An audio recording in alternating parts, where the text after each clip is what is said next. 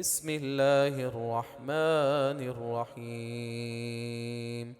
ألا إن أولياء الله لا خوف عليهم ولا هم يحزنون الذين آمنوا وكانوا يتقون لهم البشرى في الحياة الدنيا وفي الآخرة لا تبديل لكلمات الله ذلك هو الفوز العظیم. ہر قسم کی تعریفات، تمجیدات و تسبیحات خالق کائنات اللہ رب العالمین کی ذات باری تعالیٰ کے لیے. درود و سلام آقا دو جہاں امام الانبیاء جناب محمد الرسول اللہ صلی اللہ علیہ وسلم کی ذات مقدسہ اور مطہرہ پہ.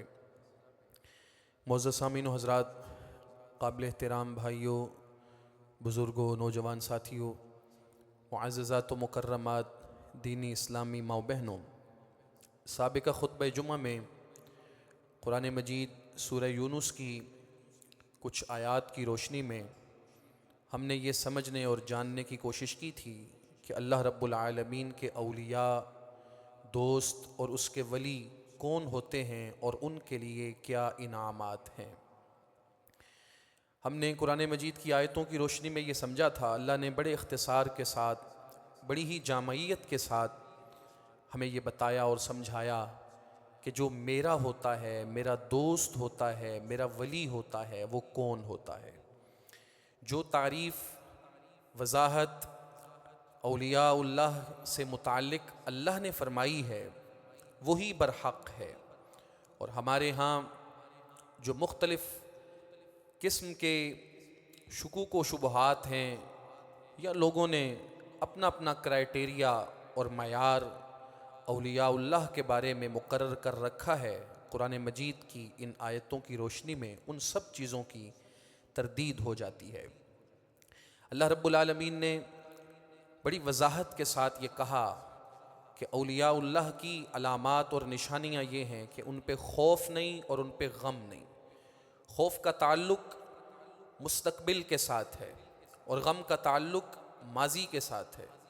تو جو اللہ کا دوست ہوتا ہے اس کو ماضی پہ جو کچھ اس کے ساتھ ہوا، اس سے چھن گیا، رہ گیا، اسے اس بات کا غم نہیں ہوتا، بلکہ اس کا اللہ کی تقدیر پہ پورے کا پورا ایمان ہوتا ہے. اور فیوچر میں اس کے ساتھ کیا ہوگا دنیاوی اعتبار سے، اس معاملے میں بھی اس نے اپنے آپ کو اللہ کے سپرد کیا ہوتا ہے، اس کا توکل اللہ پہ ہوتا ہے. ماضی کا غم نہیں، مطلب اس کا تقدیر پہ ایمان ہے. مستقبل کا خوف نہیں، مطلب اس کا اللہ پہ توکل ہے. اور پھر کہا الذین آمنوا وکانوا یتقون، ساتھ ہی ساتھ ان کے پاس ایمان بھی ہوتا ہے اور تقوی بھی ہوتا ہے. ایمان اور تقوی، اس کی بڑی وضاحت ہو سکتی ہے، لیکن سادہ لفظوں میں اگر اس کو ہم سمجھنا چاہیں تو ایمان یہ ہے اللہ کے لیے انسان کچھ کرے، اور وکانوا یتقون، تقوی یہ ہے اللہ کے لیے کچھ چھوڑے. اللہ کے لیے کچھ کرنا یہ ایمان ہے، اور اللہ کی وجہ سے کچھ چھوڑنا یہ تقوی ہے. تو جس انسان کی زندگی میں ایمان اور تقوی موجود ہے وہ اللہ کا ولی ہے. وہ عالم بھی ہو سکتا ہے، وہ تاجر بھی ہو سکتا ہے، وہ ایک عام مزدور بھی ہو سکتا ہے، وہ بالکل ایک کاشتکار صنعت کار بھی ہو سکتا ہے. اس کو کوئی سرخاب کے پر نہیں لگے ہوتے. ضروری نہیں ہے کہ اس کی کوئی خاص قسم کی شناخت ہو، ایسا نہیں ہے. اگر اس کے پاس ایمان موجود ہے، تقوی موجود ہے، تو وہ اللہ کا دوست ہے. اور ہم نے یہ سمجھا تھا کہ اللہ کی دوستی اور ولایت میں درجہ بندی ہو سکتی ہے، لیکن آپشن انسان کے پاس صرف دو ہیں، یا وہ اللہ کا ولی اور دوست ہے یا وہ شیطان کا ولی اور دوست ہے. درمیان میں کچھ نہیں ہے. آپشن صرف اس کے پاس دو ہیں. ہاں، جب وہ اللہ کی دوستی اور ولایت میں آتا ہے تو درجہ بندی ہو سکتی ہے کہ کون اللہ رب العالمین کے کتنا قریب ہے. لیکن اگر کوئی یہ سمجھے کہ نہیں نہیں نہیں نہیں جی ہم اللہ کے ولی کہاں ہوئے جی، تو بھئی پھر آپ کیا ہیں؟ آپ کے پاس آپشن یہی ہے. آپ یہ کہہ سکتے ہیں کہ ہم کوشش میں ہیں کہ اللہ رب العالمین کے قریب ہو جائیں، لیکن کیٹیگری ہمارے پاس یہی ہے، جس کے پاس ایمان اور تقوی موجود ہے وہ اللہ رب العالمین کا ہی دوست ہے، وہ شیطان کا دوست نہیں ہے۔ ہاں شیطان نے اس کو وقتی طور پہ ورغلا لیا ہے، اس کو کڈنیپ کر لیا ہے، اغوا کر لیا ہے، اسے اس کے مقصد حیات سے دور کر دیا ہے، وہ ایک الگ بات ہے، لیکن بالآخر اس کو اپنی اصل پہ واپس آنا ہوگا۔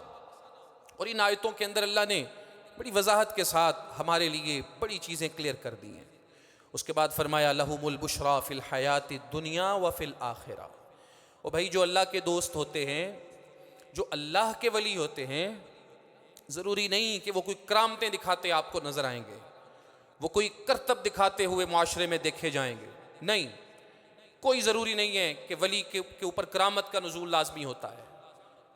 اللہ رب العالمین چاہیں تو کوئی ایسی چیز اس کو عطا کر دیں جس کو آپ کرامت کا نام دے دیں، لیکن یہ کوئی پکی نشانی نہیں ہے کہ لازمی طور پہ کسی بھی ہر ولی کو یا ہر اللہ کے دوست کے سامنے کوئی کرامت ضرور آئے گی۔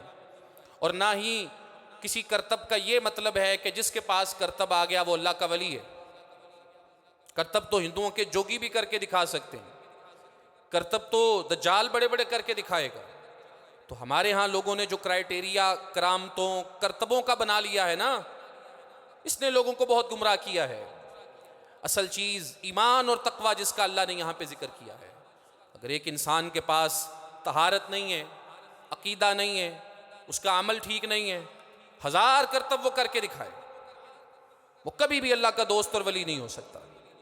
جس کا عقیدہ صحیح نہیں، لوگوں کو شرک کی دعوت دے رہا ہے، اپنے قدموں کی بوسے دلوا رہا ہے، لوگوں سے سجدے کروا رہا ہے اپنے سامنے، وہ لاکھ اس کو لوگ ولی کہیں، لاکھ وہ کرتب دکھانے والا ہو، بھائی وہ اللہ کا ولی نہیں ہو سکتا۔ آمنوا وکانوا یتقون، جب تک ایمان اور تقوی نہیں، عقیدہ اور عمل نہیں، اس وقت تک انسان کے پاس کوئی ولایت بھی نہیں ہو سکتی۔ لہم البشریٰ فی الحیاۃ الدنیا وفی الآخرہ۔ اللہ نے جہاں انعامات کا ذکر کیا وہاں فرمایا کہ جو اولیاء اللہ ہوتے ہیں، اللہ کے دوست ہوتے ہیں، ان کے لیے دنیا کی زندگی میں بھی بشارت ہے، آخرت میں بھی بشارت ہے۔ اور ہم نے کچھ چیزوں پہ بات کی تھی کہ دنیا کی زندگی میں جو اللہ کے دوست ہیں ان کے لیے کیا بشارتیں ہیں۔ پہلی چیز، اللہ رب العالمین قلب کا، دل کا اطمینان دیتا ہے انہیں۔ حالات اچھے ہیں تو وہ اللہ کا شکر ادا کر رہے ہوتے ہیں، حالات میں اگر تنگی ہے، سختی ہے، تو وہ صبر کا دامن تھامے رکھتے ہیں۔ پہلی چیز لہم البشریٰ کے اندر یہ آتی ہے۔ اور دوسری بات، اللہ رب العالمین کی طرف سے اچھا خواب، یہ بھی مومن کے لیے، اللہ کے دوست اور ولی کے لیے دنیا میں اللہ کا ایک انعام ہے، اللہ کی ایک رحمت ہے اولیاء اللہ کے لیے۔ اور اسی طرح تیسرے نمبر پہ، اللہ کے دوست جب اپنی موت کے قریب ہوتے ہیں تو اس وقت فرشتوں کی زبانوں سے اللہ کی طرف سے جو بشارتیں ان کو دی جاتی ہیں وہ بھی لہم البشریٰ کے اندر داخل ہیں۔ جنت کی بشارت، خوف نہیں کرنا، غم نہیں کرنا، تم پہ سلامتی ہو، اللہ تم پہ راضی ہے، ارجعی الی ربک راضیۃ مرضیہ فادخلی فی عبادی وادخلی جنتی۔ یہ بھی بشارتیں اہل ایمان کو اللہ جو دیتا ہے، اولیاء اللہ کو ملنے والی دنیا کی زندگی میں بشارتوں کے اندر یہ شامل ہے۔ وَيُوزَعُ لَهُ الْقَبُولُ فِي الْأَرْضِ۔ اور چوتھی چیز، اولیاء اللہ کی محبت اللہ لوگوں کے دل میں ڈالتا ہے۔ وہ عمل اس لیے نہیں کرتے کہ ان کی تعریف کی جائے، ان کو اپریشیٹ کیا جائے، ان کو سراہا جائے، لیکن ان کی عزت اور ان کا احترام اللہ لوگوں کے دلوں میں خود اتارتا ہے۔ انسانوں کے دل اللہ کے اختیار میں ہیں۔ رسول اللہ علیہ السلام نے فرمایا، اللہ کے تمام بندوں اور انسانوں کے دل اللہ کی 2 انگلیوں کے درمیان ہیں۔ یقلبها کیف یشاء، انہیں جہاں چاہتا ہے پھیر دیتا ہے۔ وہ اگر کسی کی دل میں کسی کی محبت ڈالنا چاہے تو وہ ڈال دیتا ہے، کسی کی زبان پہ کسی کی تعریف جاری کرنا چاہے تو کر دیتا ہے۔ لہٰذا ایک انسان اگر اس کی یہ طلب ہے، خود سے یہ طلب ہے کہ لوگ میری تعریف کریں، لوگ مجھے سراہیں، لوگ مجھے اچھا کہیں، تو وہ انسان بڑا بدقسمت ہے، اس نے اپنے آپ کو لوگوں کے سپرد کر دیا۔ اگر اس کا تعلق اللہ کے ساتھ ہے تو لوگوں کی زبانیں بھی اللہ کے اختیار میں ہیں، لوگوں کے دل بھی اللہ کے قابو اور کنٹرول میں ہیں۔ جو اولیاء اللہ ہیں، اللہ کے دوست ہیں، قرآن کہتا ہے ان کے لیے دنیا کی زندگی میں بشارت ہے، اور اس بشارت کی ایک صورت یہ ہے کہ اللہ رب العالمین مومنوں کے لوگوں کے دلوں میں اس کا احترام اور اس کے لیے قبولیت ڈال دیتے ہیں۔ اور ایک اور چیز جو اولیاء اللہ کو اللہ دیتا ہے وہ کرامت بھی ہو سکتی ہے، اس کو آپ کرامت کا نام دینا چاہیں دیں، شوق سے دیں۔ وہ کیا ہے؟ جو اللہ کا دوست ہوتا ہے اللہ رب العالمین اس کی دعا کو قبول کرتا ہے، اس کی دعا قبول ہوتی ہے۔ اس کو آپ کسی بھی ولی کی کرامت کہنا چاہتے ہیں، شوق سے کہیں۔ رسول اللہ علیہ الصلوۃ والسلام کی حدیث میں قرآن مجید کی آیات پڑھ لیں، اللہ نے اپنے بڑے ولیوں کے ذکر و تذکرے کیے ہیں اور بتایا ہے کہ وہ اللہ سے کیا مانگتے تھے، کیسے مانگتے تھے، اور پھر اللہ ان کی دعاؤں کو قبول کرتا تھا۔ اور جو بھی اللہ رب العالمین کا دوست ہے، اللہ سے مانگنے والا ہے، اس کی ایک زندگی کی ہسٹری ہوتی ہے، تاریخ ہوتی ہے۔ اور جیسے میں نے ذکر کیا، وہ انسانوں سے اوپر کی کوئی مخلوق نہیں ہوتی، وہ عام انسان ہوتے ہیں، وہ جنگلوں میں رہنے والے نہیں ہوتے، صحراؤں میں گوشہ نشیں ہونے والے نہیں ہوتے، لوگوں سے کٹ کے الگ زندگی بسر کرنے والے نہیں ہوتے، بلکہ وہ آپ ہی میں رہتے ہیں، انہی مسجدوں میں رہتے ہیں، اللہ کی اسی زمین پہ رہتے ہیں، یوں ہی اپنے فرائض کو انجام دیتے ہوئے نظر آتے ہیں، لیکن ان کا تعلق اللہ کے ساتھ قائم ہوتا ہے۔ اللہ رب العالمین سے وہ جو مانگتے ہیں اللہ ان کو دیتا ہے، اور ان کی ہسٹری ہوتی ہے۔ مثال کے طور پہ اللہ کے رسول علیہ السلام نے ایک حدیث میں فرمایا، تعرف ربک فی الرخاء یعرفک فی الشدہ۔ اللہ کے بندو، جب اچھے حالات ہوتے ہیں آپ پہ، جب آپ کشادہ ہوتے ہیں، جب مال دولت کی ریل پیل ہوتی ہے، اللہ کی نعمتوں میں آپ موجیں کر رہے ہوتے ہیں، تعرف ربک، ان حالات میں اپنے اللہ کو یاد رکھیں، اللہ کو نہ بلائیں۔ کیا ملے گا نتیجتاً؟ جب آپ یہ کام اللہ کے لیے کریں گے، یعرفک فی الشدہ، آپ پہ اگر زندگی میں کبھی مشکل بنے گی، آپ اللہ سے مانگیں گے اچھے حالات میں۔ جس نے اللہ کو یاد رکھا تنگی کے حالات میں، جب وہ اللہ کو پکارے گا اللہ اسے یاد رکھے گا۔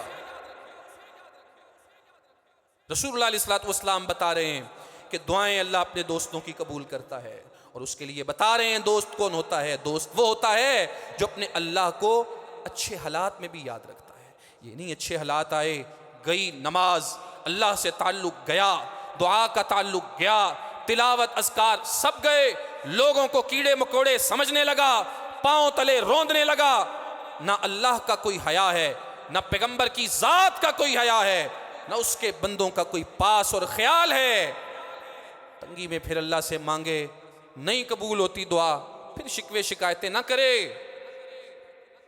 جو اللہ کا یار اور دوست ہوتا ہے، اچھے حالات میں اس کے ساتھ اپنے تعلق کو قائم رکھنے والا ہوتا ہے۔ وہ تعلق نماز کی صورت میں ہو، دعا کی صورت میں ہو، ذکر اذکار کی صورت میں ہو، تلاوت قرآن کی صورت میں ہو، اس کے بندوں کا لحاظ خیال اور پاس رکھنے کی صورت میں ہو۔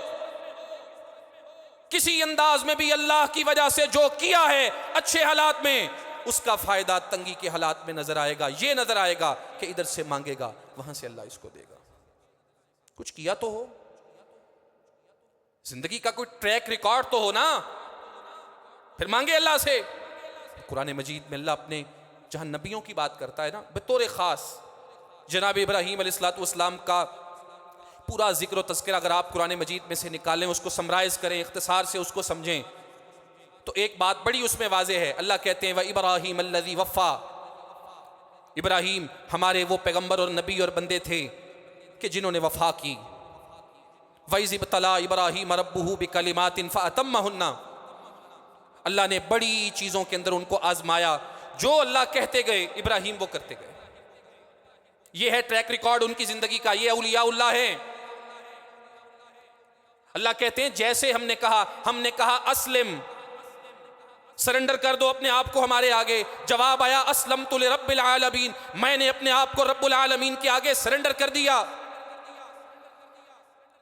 ہم نے کہا ابراہیم کھڑے ہو جاؤ، اللہ کی توحید کا اعلان کرو، جناب ابراہیم کھڑے ہو گئے، اکیلے تھے، باپ کے ساتھ ٹکر لینا پڑی، لی ہے، رشتہ داروں کو چھوڑنا پڑا، چھوڑا ہے، قوم قبیلے والوں سے علیحدہ ہونا پڑا، ہوئے ہیں، بادشاہ وقت کے سامنے ابراہیم کھڑے ہیں۔ سوچو اکیلے ابراہیم جن کے پیچھے نہ باپ کھڑا ہے، نہ بہن بھائی کھڑے ہیں، نہ قوم قبیلہ برادری کھڑی ہے، اکیلے وہاں کھڑے ہیں، اور بادشاہ وقت کو چیلنج دے کے کہتے ہیں فَإِنَّ اللَّهَ يَأْتِي بِالشَّمْسِ مِنَ الْمَشْرِقِ فَأْتِ بِهَا مِنَ الْمَغْرِبِ۔ تو خدائی کا دعویٰ کرتا ہے، میں جس رب اور اللہ کو مانتا ہوں وہ سورج کو مشرق سے لے کے آتا ہے، تو اگر رب ہے مغرب سے نکال کے دکھا۔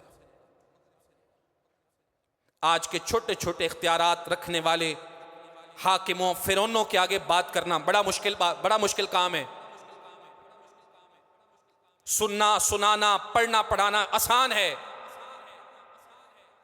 میدان عمل میں اترنا بڑا مشکل ہے۔ جناب ابراہیم علیہ السلام اترے ہیں، حکم ہوا ہے بتوں کو توڑنا ہے، توڑا ہے، پھر آخر یہ وقت بھی آ گیا، سب نے چھوڑا اور فیصلہ ہوا کہ ڈالو آگ میں، قالوا ابنوا له بنيانا فالقوه في الجحيم، آگ نہیں بڑی عمارت، اور اس کے اندر ڈالا ایندھن، اور جناب ابراہیم کو اس کے اندر پھینکا گیا ہے۔ سب کچھ اللہ کے لیے قبول کیا ہے، پھر اللہ نے بچایا بھی، ہجرت کروائی بھی، اور سب سے بڑھ کے جب بڑھاپے میں اولاد دی ہے تو اسی بیٹے کے بارے میں کہا ہے اس کو ذبح کرو۔ جناب ابراہیم علیہ السلام اسے ذبح کرنے کے لیے بھی تیار ہے۔ وَإِبْرَاهِيمَ الَّذِي وَفَّى، یہ ٹریک ریکارڈ ہے، یہ ہسٹری ہے۔ جو اللہ نے کہا ہے وہ کیا ہے، جہاں سے کہا ہے رکو چھوڑو وہاں پہ چھوڑا ہے۔ نتیجہ کیا ملا؟ پہلے یہ تھا جو اللہ کہے جناب ابراہیم وہ کریں، اور اب یہ ہے جو جناب ابراہیم کہیں اللہ وہ کرتا جائے۔ لہم البشریٰ فی الحیات الدنیا، جس کی زندگی کا یہ ٹریک ریکارڈ ہوتا ہے اللہ تعالیٰ اسے پھر ایسے ہی نوازتے ہیں، وہ ادھر سے مانگتا ہے وہاں سے پوری ہو جاتی ہے۔ رب اجعل ھذا البلد آمنا، کھڑے ہو گئے تھے اللہ سے مانگنا شروع ہو گئے، رب اجعل ھذا البلد آمنا، اے اللہ یہ علاقہ، یہ مکہ، یہ وادی، اس علاقے اس شہر کو امن والا بنا دے۔ وجنوبنی وبنی ان نعبد الاصنام، اولاد کے لیے دعا مانگنے لگے، مجھے بھی میرے بیٹوں کو بھی بتوں کی عبادت سے بچا لے۔ اللہ سے پہلے مانگا ربی حب لی من الصالحین، نیک اولاد دے دے۔ فبشرناہ بغلام حلیم، اللہ کہتے ہیں ہم نے قبول کر لی، جو آپ نے مانگا ہم نے دے دیا۔ اللہ سے کہتے ہیں فجعل افئدۃ من الناس تہوی الیہم، اے اللہ جس جگہ پہ میں نے اپنی اولاد کو چھوڑا ہے، یہ بیت اللہ، یہ وادی مکہ مکرمہ، یہاں لوگوں کے دل کھچے چلے آئیں، اللہ نے کر دیا۔ وارزقہم من الثمرات لعلہم یشکرون، یہاں پہ پھل دے، انہیں رزق دے، اللہ نے دے دیے۔ رب اجعلنی مقیم الصلاۃ ومن ذریتی ربنا وتقبل دعا، اللہ سے اپنے لیے اولاد کے لیے نماز کے قیام کی دعا کرتے ہیں، اللہ نے قبول کر لی۔ اور جناب رسول اللہ علیہ السلام فرماتے ہیں انا دعوت ابی ابراہیم، جناب ابراہیم نے جو وہاں پہ کہا تھا نا اللہ سے ربنا وبعث فیہم رسولا منہم یتلو علیہم آیاتک ویعلمہم الکتاب والحکمہ ویزکیہم، اے اللہ یہ تیرا گھر تو بن گیا ہے، یہاں معلم بھیج جو تیری آیتیں پڑھ کے سنائے، کتاب و حکمت کی تعلیم دے اور ان کا تزکیہ کرے۔ رسول اللہ کہتے ہیں جناب ابراہیم میرے ابا جی کی دعا تھی، ان کی دعا کو اللہ نے قبول کیا، اور میری صورت میں نبی پیغمبر اور معلم مجھے بنا کے بیت اللہ میں بھیجا ہے۔ جب تک اللہ نے جو کہا کرو آپ کرتے رہے، اور پھر جو آپ نے اللہ سے کہا اللہ نے وہ پورا کیا۔ تو اولیاء اللہ کے لیے یہ اللہ کی بشارت ہے دنیا کی زندگی میں۔ اور جناب رسول اللہ علیہ السلام کی زندگی، آپ اللہ رب العالمین کی ولایت اور دوستی کے سب سے اونچے مرتبے پہ فائز ہیں۔ کیا کمال زندگی بھری پڑی ہے، سیرت پوری بھری پڑی ہے قربانیوں سے۔ اور پھر حالات یہ تھے رسول اللہ علیہ السلام اللہ سے جو مانگتے ہیں اللہ آپ کی دعا قبول کرتا ہے۔ آپ خطبہ دے رہے ہیں جمعے کا، ایک شخص کھڑا ہو گیا ہے اور کہتا ہے ہلاکت الاموال وانقطعت السبل، اے اللہ کے رسول قحط پڑا ہے، بارش نہیں ہو رہی، اموال رستے سب تباہ ہو کے رہ گئے ہیں، اللہ سے دعا کریں اللہ بارش برسائے۔ اللہ کے رسول نے جمعے کے خطبے کے دوران ہاتھ اٹھائے اور اللہ سے دعا کی۔ صحابہ کہتے ہیں بادل کا نام و نشان نہیں تھا، نام و نشان نہیں تھا۔ اللہ کے رسول نے جو ہی دعا کی تو ہی بادل آیا، گرجا اور بارش شروع ہو گئی، اور اگلے جمعے تک بارش ہوتی رہی۔ وہی شخص یا کوئی اور پھر کھڑا ہوا، اس نے پھر وہی کہا کہ اب پانی زیادہ ہو گیا ہے، پھر دعا کریں، رک جائے۔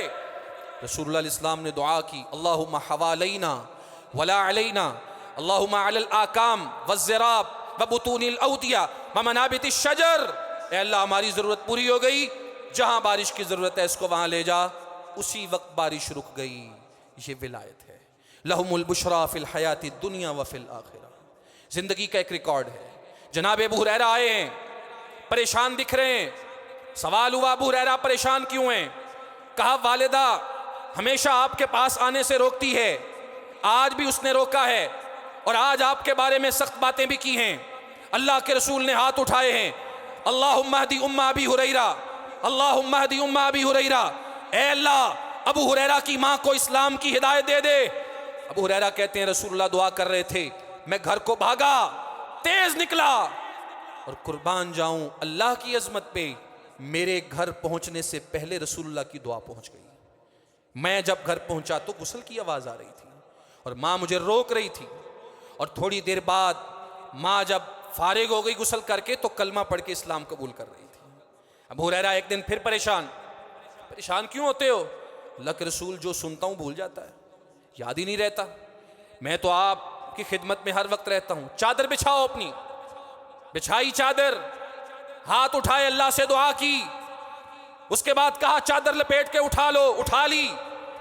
ابو ہریرہ کہتے ہیں رسول اللہ علیہ السلام کی مجھے دعا تھی، سینے پہ ہاتھ پھیرے تھے، اللہ سے مانگا تھا، اس کے بعد پیغمبر سے جو سنا، جو دیکھا، ذہن اور دماغ میں جو ڈالا، کبھی ذہن سے نکلا نہیں ہے۔ رسول اللہ علیہ السلام نے میرے لیے اللہ سے دعا کی، اللہ رب العالمین نے قبول کر لی۔ اور یہ تو پیغمبروں کی مثالیں ہیں نا، پیغمبروں کے پیروکاروں کا معاملہ بھی ایسا ہی ہے، جس کی زندگی میں ایمان اور تقوی موجود ہے، اللہ کی دوستی موجود ہے، اللہ تعالیٰ اس کی دعا قبول کرتا ہے۔ یہ چیز ذہن کے اندر رکھیے۔ رسول اللہ علیہ السلام کے صحابہ میں ایک نام سعد ابن ابی وقاص رضی اللہ تعالیٰ عنہ کا ہے۔ ایک دن اللہ کے رسول کو کہنے لگے مجھے کوئی خاص نصیحت کریں، تو آپ نے فرمایا اے سعد اطب مطعمک تکم مستجاب الدعوات، تم اپنے رزق کو پاک کر لو، کوئی چیز حرام پیٹ میں نہیں جانی چاہیے، نہیں کمانا حرام، جو بھی ہو جائے، تو تم دیکھنا اللہ تمہیں مستجاب الدعوات بنائے گا، تم دعا کرو گے اللہ قبول کرے گا۔ تو کہتے ہیں رسول اللہ علیہ السلام کی اس نصیحت کو پلے باندھ لیا۔ اور صحیح بخاری کے اندر ان کا ایک قصہ اور واقعہ موجود ہے۔ حضرت عمر رضی اللہ تعالیٰ عنہ نے اپنے دور خلافت میں سعد ابن ابی وقاص رضی اللہ عنہ کو کوفے کا گورنر بنایا تھا۔ اہل کوفہ شرارتیں، پروپیگنڈا، ان چیزوں میں بڑے آگے تھے یہ لوگ۔ جناب عمر رضی اللہ عنہ تک بہت ساری شکایتیں پہنچائیں۔ شکایات جب آپ کو موصول ہوئیں تو آپ نے ان کو معزول کر دیا، اور یہ بھی کہا کہ یہ بندہ تو ہمیں نماز بھی ٹھیک نہیں پڑھاتا، اس کو تو نماز نہیں آتی۔ تو آپ نے ان کو معزول کیا اور عمار بن یاسر رضی اللہ عنہ کو کوفے کا گورنر لگا دیا۔ ان کو اپنے پاس بلایا اور بلا کے پوچھا کہ جناب کیا بات ہے، آپ کے بارے میں شکایت یہ بھی ملی ہے کہ آپ نماز ٹھیک نہیں پڑھاتے، تو اس کا کیا جواب ہے؟ تو کہنے لگے فَإِنِّي كُنْتُ أُصَلِّي بِهِمْ صَلَاةَ رَسُولِ اللَّهِ، اے امیر المومنین میں ان لوگوں کو وہ نماز پڑھاتا ہوں جو میں نے اللہ کے رسول سے سیکھی ہے۔ یہ جو کہہ رہے ہیں غلط کہہ رہے ہیں۔ اس کا مطلب یہ ہوا کہ ضروری نہیں ہوتا کہ جس بندے کی شکایت آئے وہ مجرم بھی ہو۔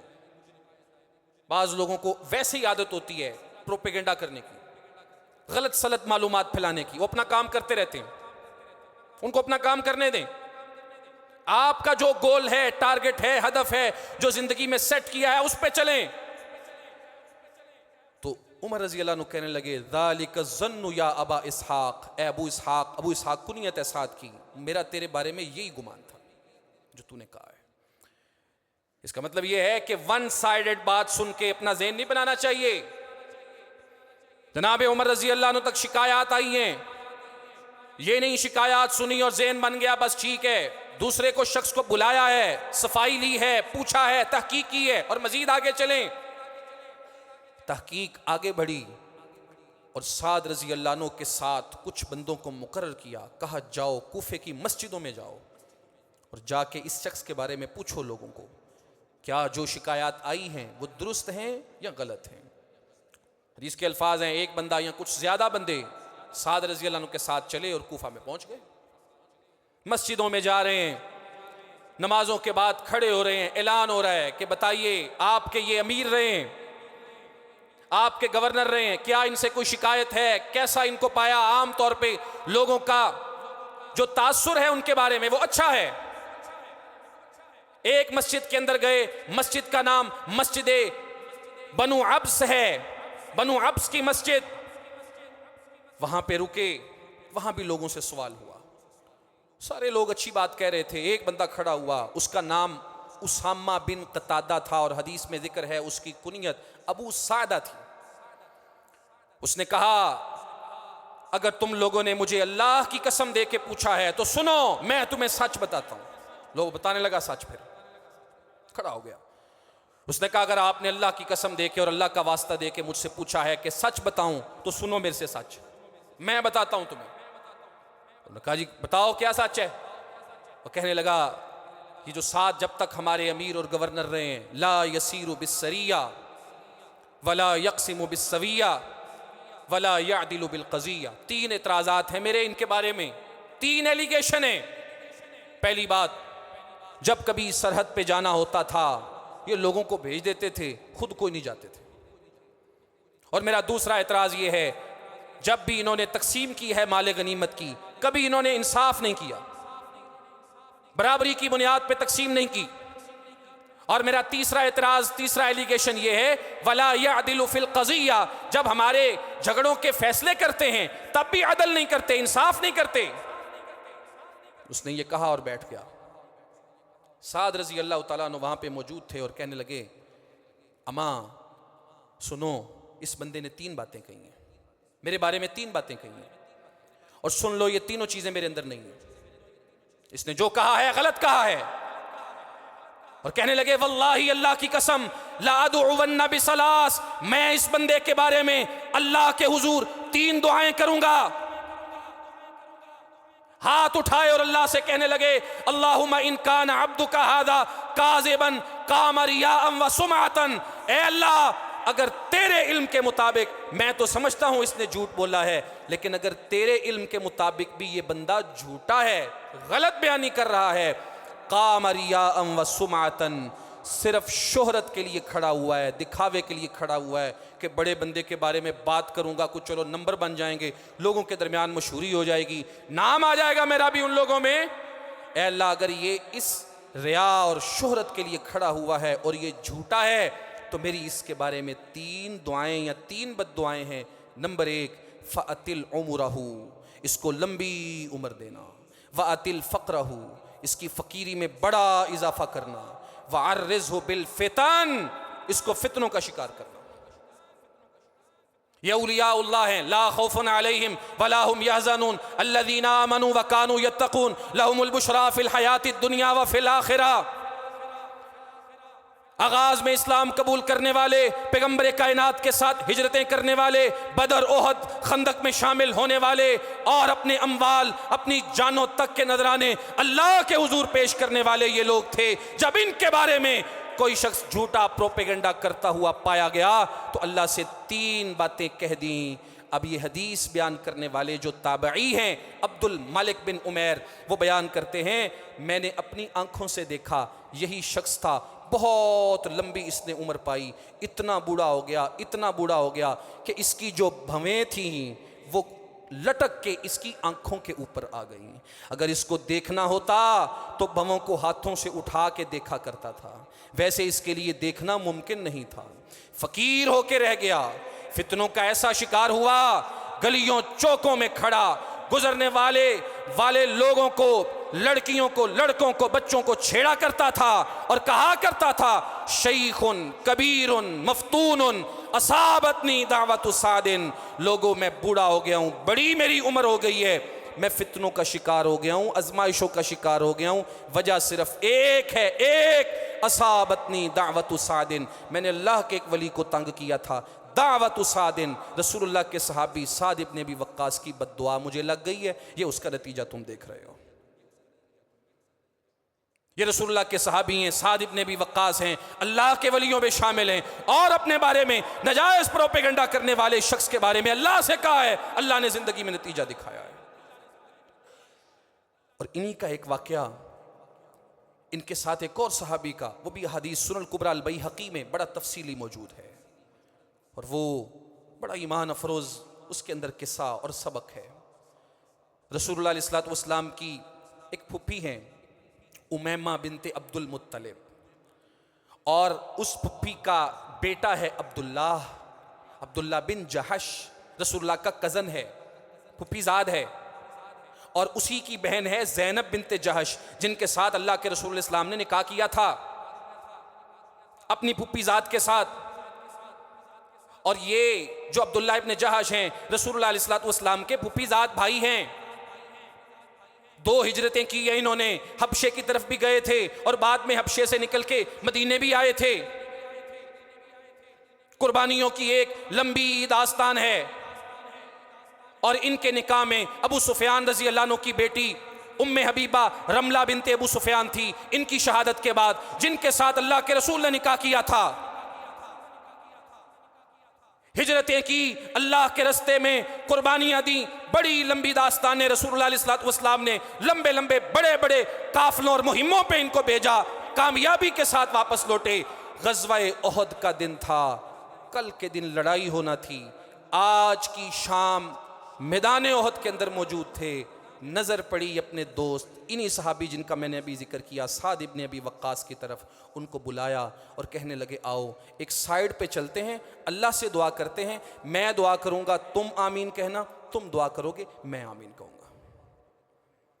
دونوں کٹھے ہوئے سائیڈ پہ چلے گئے، پہلے سعد رضی اللہ عنہ نے ہاتھ اٹھائے، اللہ سے دعا کرنے لگے اور کہنے لگے اے اللہ میری تجھ سے دعا ہے، کل کے دن مارکا ہوگا، میرا پالا، میرا مقابلہ، میری ٹکر انتہائی سخت اور مضبوط کسی کافر کے ساتھ ہو، لیکن اے اللہ میری تجھ سے دعا ہے جب میری اس کے ساتھ ٹکر ہو میں اس پہ غالب آ جاؤں، اس کا مال غنیمت مجھے ملے، میں غازی بن کے فاتح بن کے واپس آؤں۔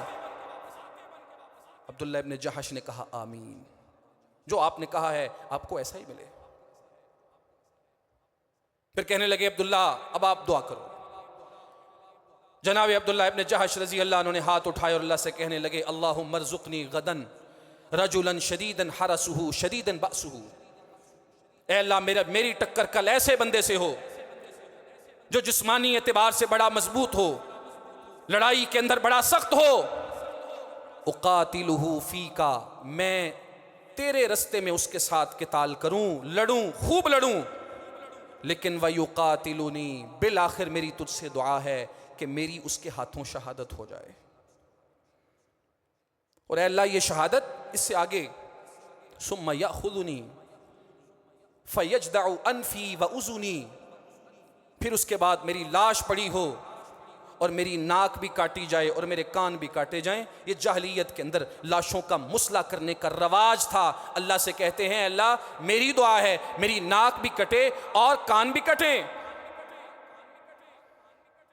وجہ اس کی یہ ہے فَإِذَا لَقِيتُكَ غَدًا، کل کے دن پھر شہادت کے بعد میری جب تیرے سے ملاقات ہو، قُلْتَ يَا عَبْدَ اللَّهِ، تو کہے اے عبداللہ، فِيمَا جُدِعَ أَنفُكَ وَأُذُنُكَ، تیری ناک کیوں کٹی، تیرے کان کیوں کٹے؟ اے اللہ تو مجھ سے یہ سوال کرے، مجھ سے پوچھے، فَأَقُولُ، تو میں جواب دوں، فِيكَ وَفِي رَسُولِكَ، اے اللہ تیری محبت میں اور تیرے پیغمبر تیرے رسول کی محبت میں کان بھی کٹ گئے، ناک بھی کٹ گئی۔ فَتَقُولُ صَدَقْتَ، اور پھر تو آگے سے کہے اے میرے بندے تو نے سچ کہا ہے، تو نے صحیح کہا ہے، اور پھر تو اس کا مجھے بہترین بدلہ دے۔ یہ دعا کی، سعد ابن ابی وقاص کہتے ہیں آمین۔ کل کا دن ہوا، لڑائی ہوئی، دونوں نے جو اللہ سے مانگا تھا ان کو وہ مل گیا۔ سعد ابن ابی وقاص کا جھگڑا ہوا ایک کافر کے ساتھ، غالب آ گئے، اس کو مارا، اس کا مال غنیمت اٹھایا، فاتح بن کے غازی بن کے لوٹ آئے۔ عبداللہ ابن جہش رسول اللہ کے پھپھی زاد بھائی لڑائی ہوتی ہے مکے کے ایک مشہور و معروف بہادر سورمے کے ساتھ، ابو الحکم بن اخنس بن شریک کے ساتھ لڑائی ہوئی، وہ ان پہ غالب آ گیا، ان کو شہید کر دیا اور بعد میں ان کی لاش کا مسئلہ بھی کیا۔ جب سب جنگ سے فارغ ہو گئے، سعد کو سب سے زیادہ فکر تھی تو اپنے بھائی دوست عبداللہ ابن جہش کی تھی۔ لاشوں میں بھاگ رہے تھے، دوڑ رہے تھے، بالآخر تلاش کر لیا، دیکھا واقعتاً عبداللہ نے جو اللہ سے مانگا تھا ویسے ہی اس کی ناک کٹی ہوئی تھی، جو اللہ سے مانگا تھا کان کٹے ہوئے تھے۔ اللہ سے کہنے لگے اے اللہ، ایک دعا میری تھی جو میں نے کہا وہ مجھے مل گیا، اور ایک دعا عبداللہ کی تھی جو اس نے کہا وہ اسے مل گیا، لیکن اے اللہ میں آج کہتا ہوں کانت دعوت عبداللہ ابن جحش خیرا من دعوتی، جو دعا ابن جحش نے مانگی تھی وہ میری دعا سے بہتر تھی۔ مجھے غنیمت تو مل گئی، غازی تو ہو گیا، زندگی تو بچ گئی، فاتح تو ہو گیا، لیکن آگے چل کے فیوچر مستقبل میں کیا ہوگا میں اس کو نہیں جانتا۔ لیکن جس نے اپنی جان بھی دے دی، مال بھی دے دیا، سارا کچھ دے دیا، حقیقت میں کامیاب وہ ہو کے آیا ہے۔ لہم البشریٰ فی الحیات الدنیا وفی الآخرہ، جو اللہ کے لیے قربانی دینے والے، اللہ کے لیے کرنے والے، اللہ کے لیے چھوڑنے والے، اللہ کہتے ہیں ان کے لیے دنیا کی زندگی میں بھی بشارت ہے اور آخرت میں بھی بشارت ہے۔ یہ تو ذکر و تذکرہ ہے رسول اللہ کے صحابہ کا، اب عام لوگوں کا ذکر بھی سن لیں۔ ایک روایت صحیح بخاری سے پیش کر کے میرے موضوع کا اختتام، رسول اللہ علیہ السلام بیان کر رہے ہیں، عبداللہ ابن عمر رضی اللہ عنہ سن رہے ہیں، روایت کر رہے ہیں، کہتے ہیں نبی کریم علیہ السلام نے فرمایا پہلی امتوں میں، پہلے لوگوں میں 3 لوگ تھے، 3 دوست تھے۔ یہ کون تھے؟ گھروں سے نکلتے تھے، محنت مزدوری کرتے تھے، گھر کو واپس آ جاتے تھے۔ ایک دن نکلے، گزر رہے تھے، اچانک سے بارش آ گئی، طوفان چل پڑا۔ بارش سے بچنے کے لیے، طوفان سے بچنے کے لیے دیکھا ایک پہاڑ ہے، اس کے اندر غار بنی ہوئی ہے، غار کے اندر چلے گئے۔ جب غار کے اندر چلے، باہر لینڈ سلائیڈنگ، پتھر گر رہے ہیں، اچانک سے ایک بڑا پتھر آیا، غار کے منہ کے ساتھ لگ گیا، غار کا منہ بند ہو گیا۔ یہ روزانہ محنت مزدوری کے لیے نکلنے والے، کما کے اپنے بچوں کے لیے شام کو لے جانے والے اب اس انتظار میں ہیں کہ ابھی ہماری موت کا وقت آنے والا ہے اور ہمارے بچنے کا کوئی چانس نہیں ہے، یہاں پہ ہماری کوئی مدد کے لیے آ نہیں سکتا۔ رسول اللہ علیہ السلام فرماتے ہیں، صحیح بخاری، صحیح مسلم حدیث کی کئی کتابوں میں یہ روایت بڑی تفصیلی موجود ہے، آپ فرماتے ہیں پھر تینوں کہنے لگے اب ہمیں اللہ کو پکارنا چاہیے، اللہ سے دعا کرنی چاہیے، اور زندگی میں اگر کوئی سچا عمل ہے، صدق ہے، صدق کے لفظ ہیں حدیث میں، کوئی سچائی ہے جو اللہ کے لیے کیا ہو تو لاؤ وہ اللہ کے آگے رکھو۔ ایک شخص کھڑا ہوا، اس نے کہا اللہم اے اللہ ان لی والدی، تو جانتا ہے میرے والدین بھی ہیں، وزوجتی واولادی، میری بیوی بھی ہے، میرے بچے بھی ہیں، اے اللہ تو جانتا ہے میں بکریاں چرانے والا ہوں اور میری یہ روٹین ہے، میری یہ عادت ہے، میں روزانہ بکریاں چرا کے شام جب گھر لوٹتا ہوں ان کا دودھ نکالتا ہوں، اور میری یہ عادت ہے اے اللہ میں سب سے پہلے اپنے والدین کو پلاتا ہوں، اس کے بعد اپنے بیوی اور بچوں کو دیتا ہوں۔ اے اللہ تو یہ بھی جانتا ہے ایک دن مجھے رستے میں تاخیر ہو گئی، موسم کی شدت اور خرابی تھی، مجھے وہاں رکنا پڑا، لیٹ نائٹ، رات تاخیر کے ساتھ جب میں گھر آیا، بیوی بچے تو جاگ رہے تھے، والدین سو چکے تھے، اے اللہ میں نے جانوروں کا دودھ نکالا، نکالنے کے بعد میں آ کے کھڑا ہو گیا، ایک آپشن یہ تھا میں اپنے بچوں اور بیوی کو پلا دیتا، وہ بھوک سے بلک رہے تھے، مجھ سے مانگ رہے تھے، لیکن میرے دل میں احترام تھا، توقیر تھی، تعظیم تھی، تکریم تھی، دل میں بڑائی اور عظمت کا احساس تھا، میں اپنے والدین سے پہلے بچوں کو نہیں دے سکتا تھا اے اللہ، اور احساس یہ بھی تھا کہ ان کی نیند کو نہیں بگاڑنا، ان کی نیند کو خراب نہیں کرنا، تو میں نے کیا کیا، میں ان کے سر پہ کھڑا ہو گیا، میں انتظار کرنے لگا، اگر رات کے کسی حصے میں وہ خود ہی اٹھ پڑے تو میں ان کی خدمت میں دودھ پیش کروں گا، اس کے بعد اپنے بچوں کو پلاؤں گا۔ اے اللہ تو یہ بھی جانتا ہے جب میں دودھ کا پیالہ لے کے وہاں کھڑا تھا، ویٹ کر رہا تھا، انتظار کر رہا تھا، مجھے ساری رات ہی گزر گئی، حتیٰ طلع الفجر، حتیٰ کہ فجر طلوع ہو گئی۔ یہ کیا ہے؟ الذین آمنوا وکانوا یتقون۔ اور بھائی زندگی میں کیا کیا ہے؟ یہ زندگی کا کچھ کیا ہوا ہے، اللہ کے لیے کیا ہوا ہے، والدین کا یہ احترام ہے، یہ تعظیم اور توقیر ہے۔ اگر وہ بچوں کو پہلے دے دیتا تو اس میں کوئی مسئلہ نہیں تھا، والدین کو بعد میں دے دیتا یہ کوئی غلط نہیں تھا، لیکن اس کی غیرت، اس کے دل کی تعظیم، اس کا یہ تقاضا، اس کی تعظیم نے اس کو اس بات پہ مجبور کیا کہ نہیں، جنہوں نے مجھے پالا اور پوسا، مجھے دنیا میں پیدا کیا، میری خدمت کی، پہلا حق ان کا ہے، ان کی خدمت میرے اوپر زیادہ فرض ہے، ان سے حسن سلوک کرنا میرے لیے زیادہ ضروری ہے۔ جو بوڑھے ہو گئے، جو کمزور ہو گئے، اے اللہ ساری رات میں کھڑا رہا، فجر طلوع ہونے کے بعد جب وہ جاگے تو میں نے سب سے پہلے انہیں دیا، انہیں پلایا، اس کے بعد اپنے بچوں کو پلایا۔ اور اے اللہ یہ عمل میں نے تیرے لیے کیا۔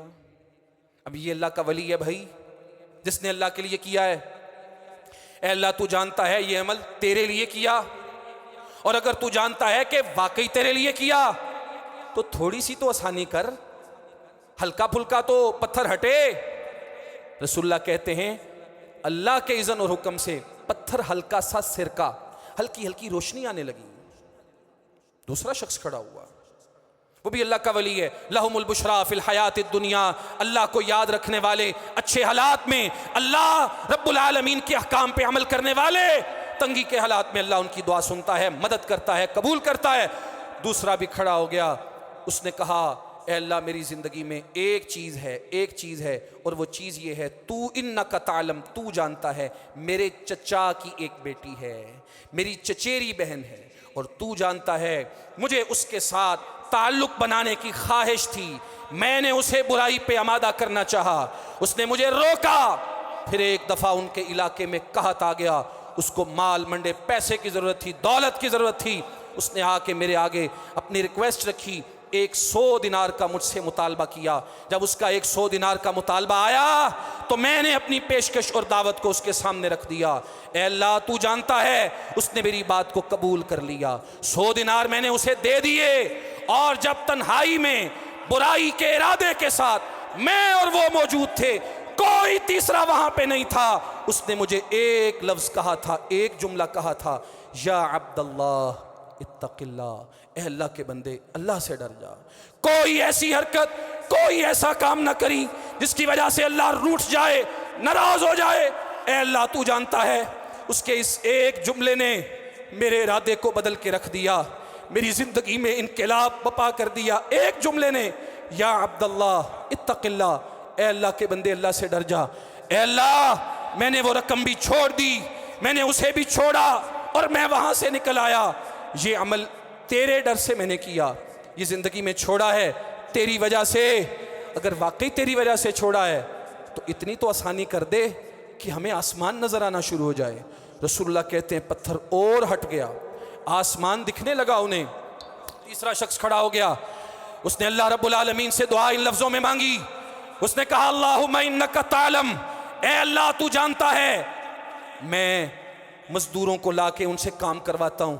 ایک دفعہ میں نے مزدوروں کو کسی کام پہ لگایا، ان سے کام کروایا، سب نے اپنی مزدوری لی، چل پڑے، ایک بندے نے انکار کر دیا، اس نے کہا نا جی نا، یہ جو آپ دے رہے ہیں تھوڑا ہے، میں نہیں لوں گا، ناراض ہوا چلا گیا۔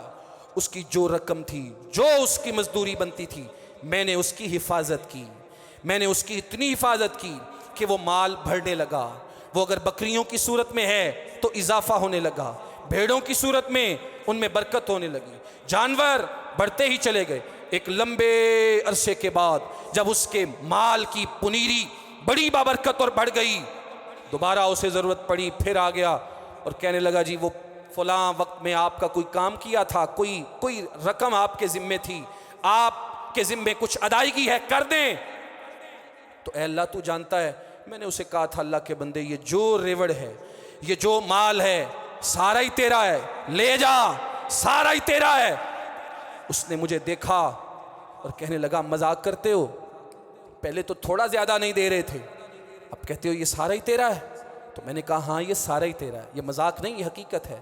اے اللہ، اس نے مال کا، بھیڑوں بکریوں کا سارا ریوڑ اپنے آگے لگایا اور چلتا بنا وہاں سے، یہ عمل میں نے تیرے لیے کیا۔ کون چھوڑتا ہے مال؟ 2 4 10 آنوں کی ٹکوں کی خاطر لوگ اپنا ایمان بیچ دیتے ہیں۔ اے اللہ، میں نے وہاں پہ مال نہیں دیکھا، تیری رضا دیکھی، تیرے لیے میں نے دے دیا، اور اگر تجھے لگتا ہے کہ واقعی میں نے یہ تیرے لیے کیا تو اب یہ مشکل بالکل ہی ہٹا دے۔ رسول اللہ کہتے ہیں پتھر پورا ہٹا اور غار کا منہ کھل گیا اور وہ وہاں سے نکلے اور چل دیے۔ یہ کوئی افسانہ نہیں ہے، یہ کوئی ناول نگار کی سٹوری نہیں ہے، یہ کسی ڈرامہ نگار نے اپنے ذہن سے لکھا نہیں، رسول اللہ نے کہا ہے، محدثین نے روایت کیا ہے، اور کائنات میں سب سے بڑا سچ وہ ہے جو رسول اللہ علیہ السلام کی زبان سے نکلتا ہے۔ آپ نے بتایا ہے لہم البشرا فی الحیات الدنیا وفی الآخرہ، اور جس کی زندگی میں اللہ کے لیے کچھ کیا ہو، اللہ کے لیے کچھ چھوڑا ہو، اللہ کی دوستی اور ولایت میں جو اپنے آپ کو پرو کے رکھتا ہے، اس رشتے میں جوڑ کے رکھتا ہے، اس کے لیے یہ اللہ کا انعام ہے۔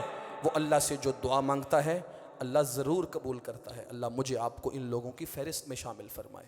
وما توفیقنا الا باللہ۔